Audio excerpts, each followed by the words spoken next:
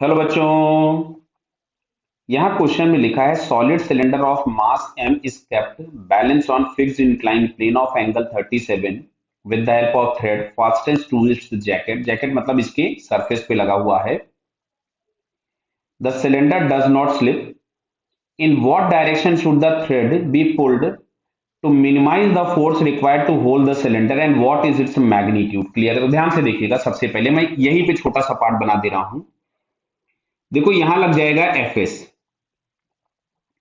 और mg के जो कंपोनेंट्स आएंगे वो mg का एक कंपोनेंट यहां कहीं पे आ जाएगा आपके पास mg साइन थीटा, और यहां कहीं पे एक कंपोनेंट आ जाएगा mg कॉस थीटा।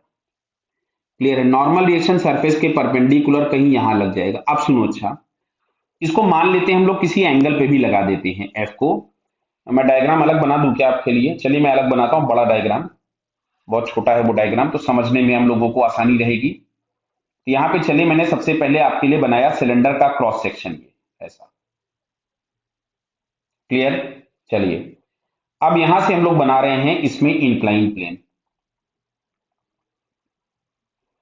mg के कंपोनेंट्स यदि मैं बनाता तो यहां कहीं पे आपको दिखाई देगा mg साइन थीटा, इधर कहीं पे आपको मिलेगा mg कॉस थीटा, इधर कहीं आपको मिल रहा होगा नॉर्मल रिएक्शन, और इधर लग रहा है ये फ्रिक्शन fs। क्लियर? अब सुनना बात को ध्यान से। फोर्स लगा तो हम हमेशा टेंजेंशियल ही रहे। ये जो फोर्स हम लोग अप्लाई कर रहे हैं वो थ्रेड की हेल्प से अप्लाई कर रहे हैं, तो लगेगा तो वो टेंजेंशियल ही। मान लो यहां कहीं पे हमने एफ लगा दिया। क्लियर है? तो अब हम लोगों ने इसका यहां कहीं से कोई भी एंगल ले लिया। मान लेते हैं इस एंगल को हम लोग कुछ भी एंगल ले लेते हैं अल्फा। क्लियर? ये एंगल थीटा दिया हुआ है 37। समझना बात को अब ध्यान से, आराम से समझिएगा, जल्दी कुछ नहीं है। अब अच्छा देखो, बैलेंस हमें करना है इस mg साइन थीटा को। अब एक चीज और समझना, ये एफ टेंजेंशियल है। अब अगर हम सेंटर के अबाउट टॉर्क निकालें, देखना ध्यान से, तो इसका टॉर्क, नॉर्मल का टॉर्क सारे जीरो हो गए। मतलब टॉर्क के नाम पे केवल और केवल मिलेगा एफ और एफ एस। तो दोनों के टॉर्क अगर बैलेंस है, क्योंकि बोला है इसको सिलेंडर को यही रखना है, तो एफ बराबर एफ एस आ गया मैग्नीट्यूड वाइज। क्लियर? अब सुनना इधर।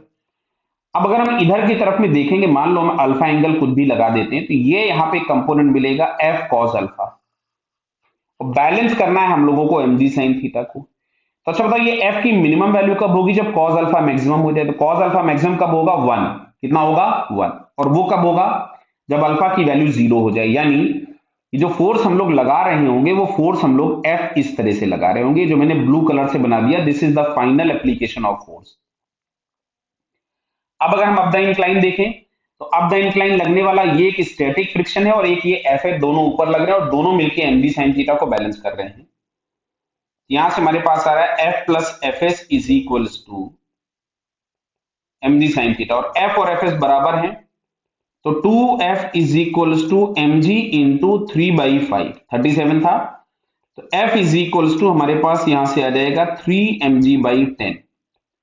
क्लियर? तो 3mg/10 m के टर्म्स में ही लिखा गया है, g के टर्म्स में। तो 3mg/10 parallel to the incline and vertically up the incline. तो ये वाला हम लोगों को आंसर मिलना चाहिए। इसमें लिखना भी चाहिए parallel to the incline upward.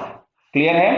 क्योंकि डाउनवर्ड वैसे भी लगाओगे तो बैलेंस मिलना नहीं है। ठीक है, चलो। तो फर्स्ट ऑप्शन हम लोगों के पास यहां से करेक्ट है। क्लियर बेटा?